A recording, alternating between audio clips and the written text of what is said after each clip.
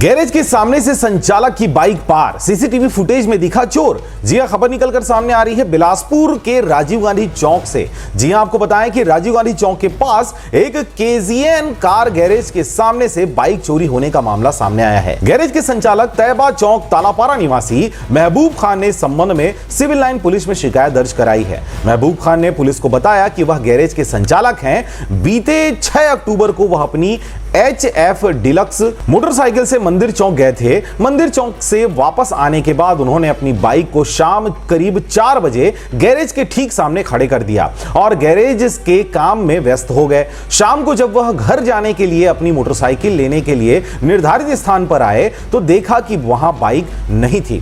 तलाश करने पर भी बाइक का कोई पता नहीं चला, जिसके बाद चोरी की आशंका हुई। पुलिस ने बताया कि गैरेज और आसपास के लगे सीसीटीवी कैमरों की फुटेज खंगाली जा रही है, जिसमें चोर की हरकत कैद हो गई है।